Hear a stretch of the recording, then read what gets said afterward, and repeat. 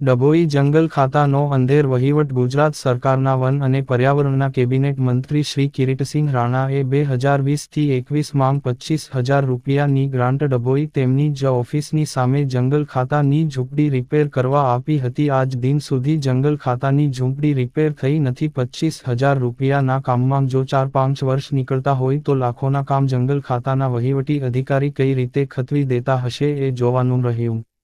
ભારતીય જનતા પાર્ટીના કાર્યકર્તા વિનોદભાઈ સોલંકીએ જણાવ્યું હતું કે જે તે ટાઈમના સરકારના કેબિનેટ મંત્રી કિરીટસિંહ રાણાને રજૂઆત કરતા જંગલ ખાતાની ઝૂંપડી રિપેર કરવા માટે ₹25,000ની ગ્રાન્ટની ફાળવણી 2020-21 માંગ કરવામાં આવી હતી. તેમ છતાં આજદિન સુધી ઝૂંપડી બનાવવામાં આવી નથી. તે અંગેની રજૂઆત વિનોદભાઈ સોલંકી વારંવાર BFO CCF એવા ઉચ્ચ અધિકારીઓને કરવા છતાં જો ₹25,000ની રિપેરિંગ કામ માટે 5 વર્ષ લાગતા હોય તો જંગલ ખાતા ડભોઈની ઓફિસનો તપાસનો વિષય બન્યો રહે, કારણ કે તેમાં લાખોના કામ થઈ ગયા છે. તો આ અંધેર વહીવટને ગુજરાત સરકાર ક્યાં સુધી ચલાવી લેશે એ તપાસનો વિષય બને, અથવા તો જંગલ ખાતાની ઓફિસની સામે જ જંગલ ખાતાની ઝૂંપડી હોય અને તે અત્યાર સુધી રિપેર ના થઈ હોય, એને ચોપડા પર રિપેર થઈ ગઈ હોય તો સમજવું કે વહીવટ રામ ભરોસે ચાલી રહ્યું છે.